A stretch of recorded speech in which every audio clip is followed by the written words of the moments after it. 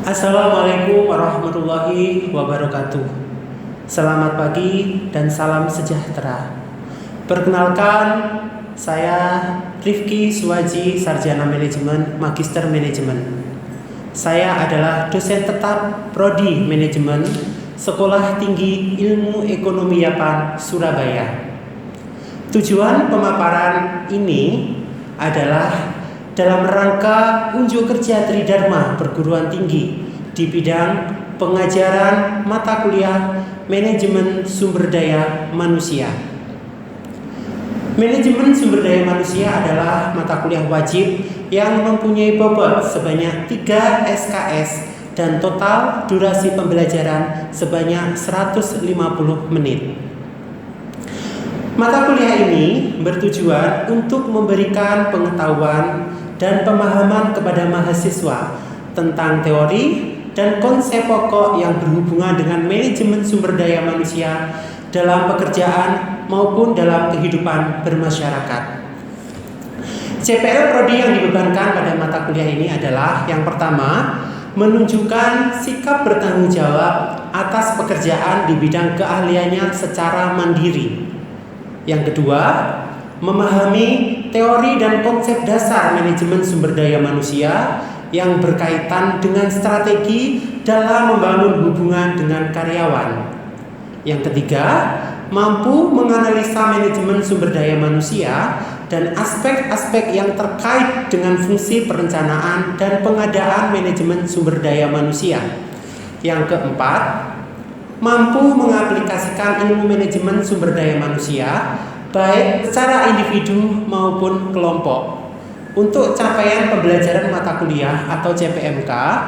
Yang pertama, menunjukkan sikap bertanggung jawab terhadap pekerjaan di bidangnya sesuai dengan keahliannya secara mandiri. CPMK yang kedua, menguasai teori dan konsep dasar manajemen sumber daya manusia yang berkaitan dengan strategi dalam membangun hubungan dengan karyawan.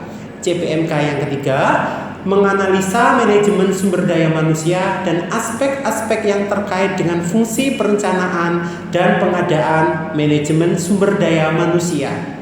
CPMK yang keempat, mengaplikasikan ilmu pengetahuan manajemen sumber daya manusia dengan baik secara individu maupun dalam kehidupan bermasyarakat. Sub CPMK. Jadi mahasiswa dituntut untuk bisa mampu memahami pengertian dan teori manajemen sumber daya manusia. Ini untuk pertemuan pertama. Kemudian pertemuan yang kedua, mampu memahami peranan fungsi manajemen sumber daya manusia. Di pertemuan yang ketiga, memahami pentingnya pengadaan dalam manajemen sumber daya manusia.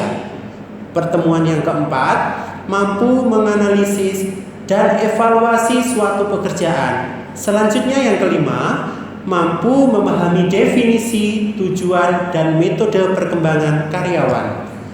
Pertemuan yang keenam, mampu menganalisis penilaian dan prestasi karyawan. Pertemuan ketujuh, mampu memahami tentang pengertian, sistem, dan faktor kompensasi. Pertemuan kedelapan, mampu memahami bentuk-bentuk mutasi dan promosi karyawan. Pertemuan ke-9, mampu memahami tentang pengintegrasian. Pertemuan ke-10, mampu menganalisis metode-metode penelitian. Pertemuan yang ke-11, mampu memahami bentuk-bentuk kedisiplinan. Pertemuan yang ke-12, mampu memahami proses alasan dan undang-undang pemberhentian tenaga kerja. Pertemuan ke-13, mampu mendefinisikan kasus-kasus MSDM dan dapat menyelesaikan permasalahannya. Pertemuan ke-14, mampu memahami perencanaan sumber daya manusia.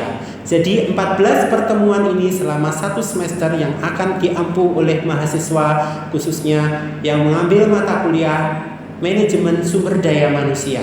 Sedangkan untuk UTS dan UAS itu akan dilaksanakan setelah 7 pertemuan dan setelah 13 pertemuan. Di pertemuan yang ke-8 dan pertemuan yang ke-16. Selanjutnya kontrak kuliah.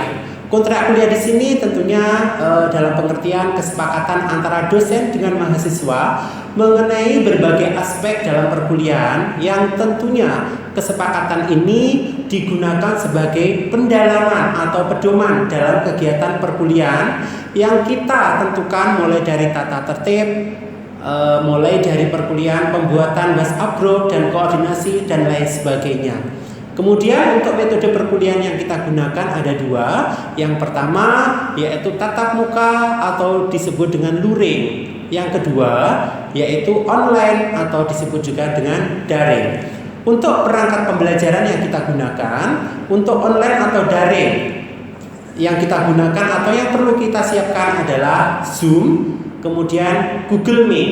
Itu adalah perangkat yang akan kita gunakan untuk kuliah online. Kemudian untuk tatap muka yang perlu kita siapkan adalah papan tulis beserta alat tulisnya. Kemudian ada laptop serta layar LCD dan proyektor. Bentuk pembelajaran yang digunakan yaitu dalam kuliah adalah responsif, tutorial, seminar atau yang setara. Kemudian praktikum, praktek studio, praktek lapangan, penelitian, pengabdian kepada masyarakat, dan atau bentuk pembelajaran lain yang setara berbasis daring atau online.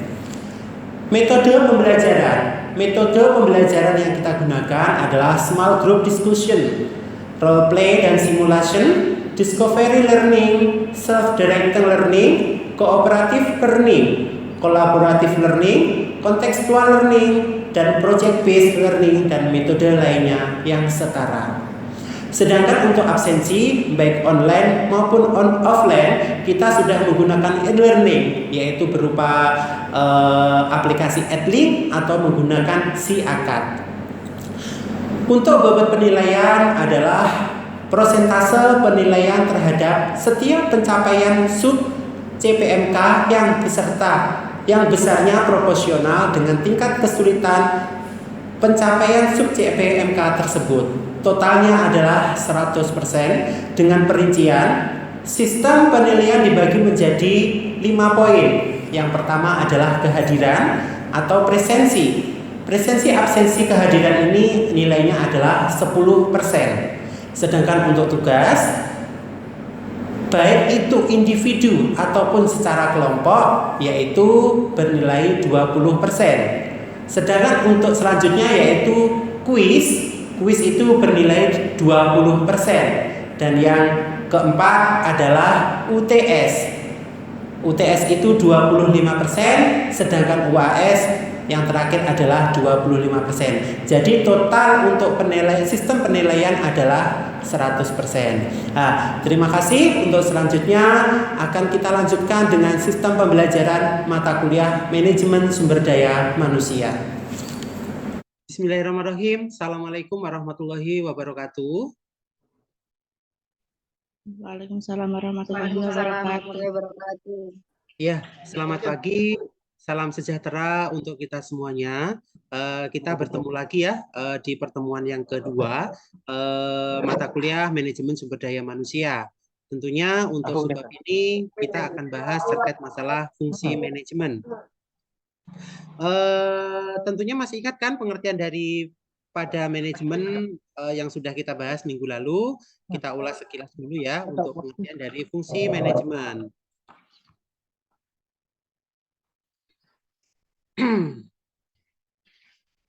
Pengertian SDM secara umum, yaitu manajemen adalah proses pengorganisasian, pengaturan, pengelolaan SDM, sampai dengan pengendalian agar bisa mencapai tujuan dari suatu kegiatan.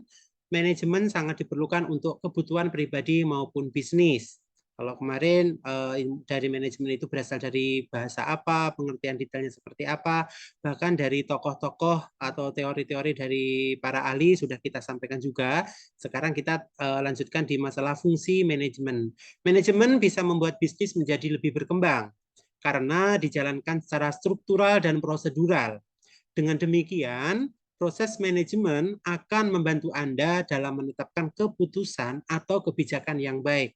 Kebijakan baik itu yang seperti apa? Tentunya yang sesuai dengan visi misi, sesuai dengan apa yang diharapkan oleh semua pihak. Umumnya, manajemen dilakukan oleh jabatan tertinggi atau jabatan tinggi seperti pemilik perusahaan sampai dengan manajer. Hal ini karena agar komando perusahaan dapat diberikan secara terpusat sehingga berjalan dengan efektif dan efisien. Namun, tidak menutup kemungkinan dalam pelaksanaan seorang karyawan juga harus memiliki sifat manajemen untuk bisa mengerjakan tugas dengan baik, tepat waktu, dan sesuai dengan prosedur. Ya, karena manajemen itu dipelajari secara general, maka kita mempelajari ilmu manajemen itu harus memahaminya juga. Ada manajemen waktu, ada manajemen keuangan, ya, ada manajemen masalah finance. Nah, jadi di situ kita harus memahaminya. Selanjutnya, fungsi manajemen. Secara garis besar, fungsi-fungsi manajemen tersebut merupakan proses dari suatu aktivitas yang dilakukan dengan merencanakan, mengorganisasikan, mengatur sumber daya manusia sampai dengan pengendalian. Kita akan membahas fungsi manajemen menurut Henry Fayol. Yang pertama yaitu adalah perencanaan atau istilah aslinya yaitu planning. Salah satu 5 fungsi manajemen yang penting adalah perencanaan atau planning. Manajemen berfungsi untuk memberikan arahan, koordinasi, dan pengendalian yang baik berdasarkan rencana yang sebelumnya telah ditetapkan. Namun, dalam menjalankan proses manajemen, perencanaan yang dibuat tidak harus mutlak dijalankan. Jadi maksudnya di sini tidak harus saklek ya. Bisa saja perencanaan tersebut berubah sesuai dengan situasi yang ada atau menyesuaikan situasi dan kondisi. Namun, perencanaan ini tetap penting dilakukan karena ini kan sebagai acuan atau arahan untuk rencana yang akan kita laksanakan ke depannya. Adanya rencana bisa membuat semua terkonsep dengan baik, sehingga setiap pelaksanaan yang dilakukan akan memiliki patokan dasar yang baik, sehingga setiap langkah penting yang diambil tidak seenaknya. Jadi sudah ada acuannya, sudah ada pedomannya, karena sudah ada perencanaan yang sudah kita buat. Adanya rencana bisa membuat semua terkonsep dengan baik, sehingga setiap pelaksanaan yang dilakukan akan memiliki patokan dasar atau pedoman yang baik juga, sehingga setiap langkah penting yang diambil tidak seenaknya. Rencana yang baik juga memungkinkan tujuan dari organisasi atau perusahaan dapat tercapai. Selain itu, planning juga berfungsi untuk membuat strategi agar suatu ketidakpastian bisa menjadi lebih terarah di masa yang akan datang. Ini tidak cuma sebagai suatu perusahaan, tapi organisasi seperti Ormawa yang ada di Setiapan juga itu harus ada namanya planning ya atau perencanaan. Baik itu mulai dari BEM-nya, mulai dari hima manajemen, akuntansi atau UKM-UKM yang lainnya. Ini penting dalam suatu organisasi karena kalau kita tidak punya planning atau perencanaan, maka kegiatan yang sudah kita susun itu tidak akan berjalan sesuai dengan apa yang kita harapkan. Kemudian yang kedua adalah pengorganisasian atau istilah asingnya adalah organizing. Menurut Henry Fayol, pengorganisasian dilakukan dengan mengelola sumber daya yang ada dengan baik sampai dengan melakukan pengaturan agar rencana yang sudah ada dapat berjalan sesuai dengan perkiraan. Dalam menjalankan fungsi perorganisasian ini terdiri dari 4 tingkatan. Di antaranya adalah kita harus pertama, pembagian tugas. Yang kedua, menjadi satu pengarahan, ada jenjang organisasi, dan tingkat sentralisasi. Adanya pengorganisasian akan membuat pelaksanaan tugas menjadi lebih efisien dan efektif. Jadi timbul pertanyaan di sini, kenapa harus ada sentralisasi atau sistem terpusat? Jadi, hal ini agar lebih mudah untuk mengelola organisasi. Jadi, perintah yang diberikan harus dalam satu kesatuan yang disetujui oleh tingkatan paling atas atau ketua atau pemimpinnya. Kemudian, jika semua orang memberikan pengorganisasian, tentu hal ini akan menimbulkan kebingungan. Jadi kepada siapa mereka harus patuh dan tugas apa sebenarnya mereka kerjakan. Makanya di sini harus ada pengorganisasian secara terpusat atau sistem sentralisasi. Lain halnya jika pengorganisasian tersebut dilakukan secara terpusat, sehingga setiap orang lebih mudah untuk menjalankan tupoksinya atau tugasnya sesuai yang diberikan oleh yang berwenang tersebut. Jadi misalkan itu aturannya searah terpusat, kita akan lebih mudah mengikuti aturan yang sudah ditetapkan, direncanakan tentunya ya. Kemudian pengarahan atau briefing. Kita sebutkan fungsi manajemen lainnya yaitu pengarahan atau briefing. Pengarahan juga diperlukan untuk setiap kegiatan yang melibatkan banyak orang, seperti organisasi atau perusahaan.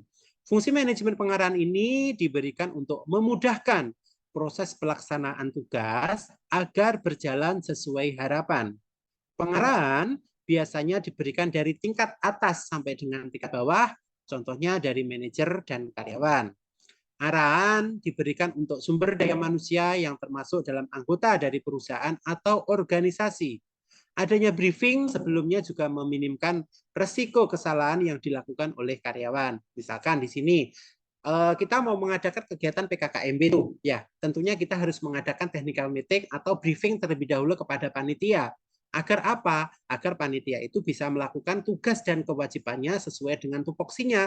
Misalkan di sini bagian si acara. Si acara berarti mereka bertanggung jawab melaksanakan atau menyusun acara dalam satu hari itu atau selama kegiatan.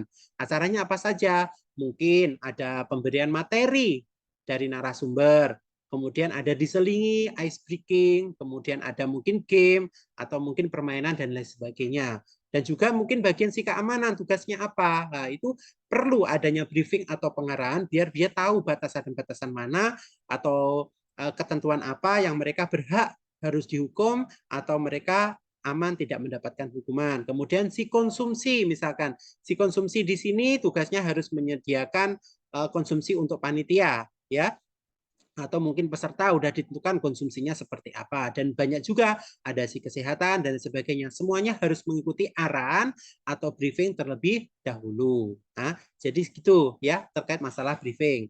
Kemudian untuk selanjutnya adalah koordinasi atau istilah lainnya, istilah asingnya coordination. Fungsi-fungsi manajemen yang tak kalah penting dan mempunyai tujuan untuk koordinasi atau menyelaraskan kegiatan. Adanya koordinasi antara divisi atau sesama divisi akan membuat tujuan perusahaan menjadi lebih mudah tercapai. Ya, jadi visi misi pasti akan tercapai apabila ada koordinasi. Koordinasi yang baik itu yang seperti apa? Yaitu yang dilakukan dengan interaksi yang efektif kepada rekan kerja atau bawahannya. Interaksi ini harus terjalin secara harmonis dan semangat kekeluargaan. Dengan demikian, anggota dari perusahaan atau organisasi tersebut bisa menjalankan kerjasama tim dengan baik. Adanya koordinasi ini ditandai dengan dibentuknya rapat rutin untuk mencari suatu solusi dari permasalahan yang terjadi di perusahaan atau organisasi. Selain itu, fungsi dari koordinasi juga berguna untuk mencapai suatu kesepakatan dengan mudah sesuai dengan impian bersama. Koordinasi itu penting ya, apalagi kita masuk di suatu organisasi. Pentingnya apa? Ya agar kita tidak miskomunikasi dengan yang lainnya. Jadi penting koordinasi ini agar tidak terjadi kesalahpahaman. Selanjutnya yang kelima adalah pengendalian atau controlling. Awas jangan sampai salah sebut. Yang betul adalah pengendalian atau controlling. Fungsi-fungsi manajemen lainnya yaitu pengendalian atau controlling. Pengendalian juga termasuk dalam fungsi manajemen yang tidak boleh terlewat. Karena ini sangat penting.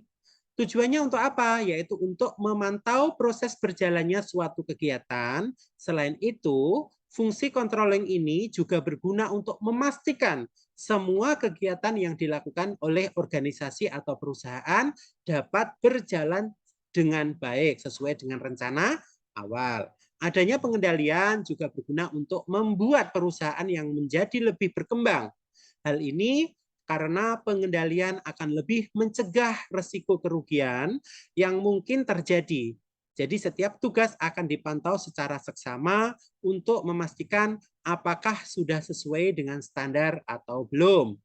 Selain itu, dari pengendalian ini, Anda bisa melihat bagaimana evaluasi ke depannya. Hal ini karena setiap kegiatan yang nantinya akan dilaksanakan akan selalu ada masalah dan hambatan yang akan dihadapi. Pasti Pak, ada hambatan. Pasti, karena kita proses, karena ini kegiatan yang kita tangani tidak cuma 1, 2, 3 orang, itu pastinya banyak kepala yang harus mempunyai ide, saran, kritik, atau masukan yang tentunya itu harus membangun kita semua. Oke, mungkin dari 5 fungsi manajemen ini ada yang ditanyakan? Silakan teman-teman, mungkin ada yang ditanyakan? Kayaknya sudah paham semua ya. Oke, kalau gitu saya lanjut dulu. Ya, jenis fungsi-fungsi manajemen. Yang pertama adalah yang tadi yaitu perencanaan. Jenis ini memiliki kegiatan dengan tujuan menentukan arah perusahaan ke depannya. Setiap keputusan yang diambil akan menjadi landasan strategi yang hendak dibuat. Selanjutnya dilakukan evaluasi untuk menilai keefektifan rencana tersebut. Yang selanjutnya adalah pengorganisasian. Jenis manajemen ini dilaksanakan dengan melibatkan banyak orang yang terkait dengan perusahaan, baik pihak internal maupun pihak eksternal. Contohnya, tenaga outsourcing yang dibutuhkan oleh perusahaan. Ini nanti kalau kita bahas masalah outsourcing, itu akan lebih detail lagi. Jadi nanti di pertemuan berikutnya, kita akan membahas terkait masalah outsourcing. Mulai dari seperti apa, ketentuannya undang-undang tahun berapa, pelaksanaan outsourcing itu seperti apa, hak dan kewajibannya apa, nanti di bab selanjutnya. Jenis manajemen untuk penyusunan SDM yang dimiliki perusahaan. Ini sudah menjadi tugas dari manajemen perusahaan. Contohnya, dalam sidang peningkatan keahlian atau pengembangan, proses rekrutmen, dan sebagainya. SDM di perusahaan penting untuk ditingkatkan agar perusahaan berkualitas, karena manusia adalah penggerak dari perusahaan. Nah, cara peningkatannya gimana Pak? Ya berarti kita harus mengupgrade skill keahlian mereka dengan cara mungkin ada pengembangan, pelatihan, training untuk untuk kemajuan mereka sendiri sesuai dengan bidang dan divisinya masing-masing. Pengarahan. Pada jenis ini, manajemen perlu mempersiapkan pekerjaannya agar bisa melaksanakan tugas dengan baik sesuai dengan prioritas. Mana yang menjadi prioritas utama, kemudian selanjutnya. Oleh sebab itu, sosialisasi mengenai tupoksi atau tugas masing-masing perlu dilakukan agar tidak saling tumpang tindih. Jadi mereka paham akan tugas dan kewajibannya masing-masing. Pengawasan. Dalam menjalankan fungsi-fungsi manajemen diperlukan pengawasan untuk memastikan pekerjaan selesai tepat waktu dan prosesnya sesuai dengan standar yang ada. Kemudian, koordinasi dilakukan dengan berinteraksi dengan orang yang terlibat dengan perusahaan, baik langsung ataupun tidak langsung. Tujuan adanya fungsi ini tentunya yaitu untuk membuat persaingan internal perusahaan menjadi lebih sehat dan produktif. Pelaporan bertugas dalam mendokumentasikan semua kemajuan yang diperoleh dari perusahaan yang nantinya bisa dinilai bersama atau dievaluasi. Fungsinya yaitu untuk dapat meningkatkan apa yang perlu ditingkatkan dan memperbaiki apa yang salah. Penetapan anggaran, jenis fungsi manajemen juga tidak lepas dari penetapan anggaran yang juga termasuk dalam proses perencanaan. Tugas manajemen perusahaan perlu untuk menyusun keuangan dengan baik untuk menilai apakah sudah mencapai target atau tidak. Bahkan ini bisa untuk mengetahui kesehatan dari perusahaan itu seperti apa dengan keuangan yang ada. Keuangannya sehat atau tidak, ya. Jadi itu untuk menentukan, bisa dikatakan untuk menentukan laba atau profitnya. Instruksi. Jenis manajemen ini berguna untuk memberikan perintah atau memandatkan tugas kepada seseorang sesuai dengan keahliannya, jadi dapat melaksanakan tugas dengan baik. Fungsi ini juga tidak terlepas dari fungsi pengawasan dan koordinasi. Motivasi, ini yang terakhir jenis fungsi-fungsi manajemen ya. Motivasi yaitu fungsi-fungsi manajemen dalam perusahaan perlu melahirkan adanya motivasi. Motivasi berguna untuk membuat kinerja karyawan menjadi lebih optimal. Contoh motivasi adalah lingkungan yang nyaman, gaji yang sesuai, reward yang cukup, dan sebagainya. Oke, dari sini mungkin ada yang ditanyakan teman-teman? Rival atau Nindi atau Rizka, Siles, Salman, silahkan mungkin ada yang mau ditanyakan? Cukup? Cukup, Oke, Pak. ya kalau gitu mungkin saya yang bertanya dulu ya. Coba siapa yang bisa menjawab pertanyaan ini nanti otomatis akan mendapatkan reward dari saya ya. Nilai poinnya nanti pasti untuk mata kuliah yang saya ampu ini akan mendapatkan tambahan 5%. Nah, sebutkan dari materi ini ya tentunya, sebutkan fungsi-fungsi manajemen yang saya sebutkan tadi 5. Ada yang ingat? Yang pertama apa? Fungsi-fungsi manajemen. Koordinasi. Koordinasi, ya enggak apa-apa, Anda sesuai harus urutan. Koordinasi, kemudian Motivasi. Pelaporan. pelaporan itu enggak masuk. Ayo, yang tadi mana? Ingat enggak? Motivasi. Ingat enggak? Yang POAX itu. Ayo, ingat enggak? Yang POAX tadi, Pak. Nah, itu kalau istilah kerennya sekarang disebut POAC. Ya, cuman ditambah di situ POAX. namanya organization. Ah, POAC itu apa saja? Bisa disebutkan? Planning, Planning, organizing, actuating, actuating, controlling. Sama tadi controlling.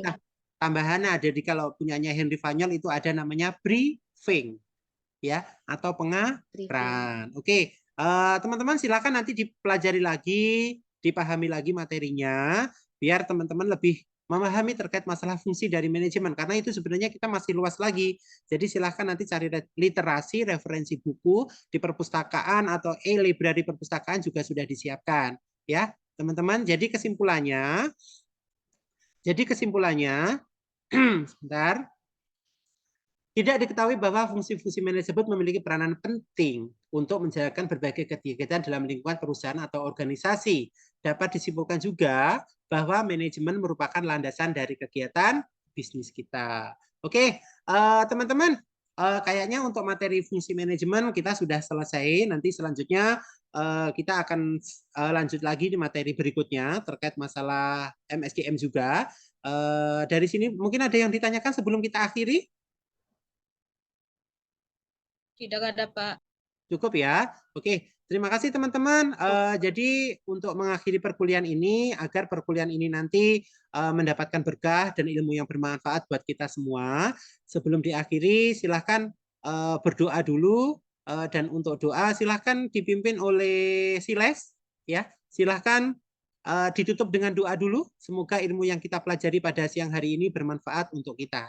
Ya, silahkan Siles. Baik, terima kasih Pak Rifki. Mari kita berdoa sesuai dengan agama dan kepercayaan kita masing-masing. Doa dimulai.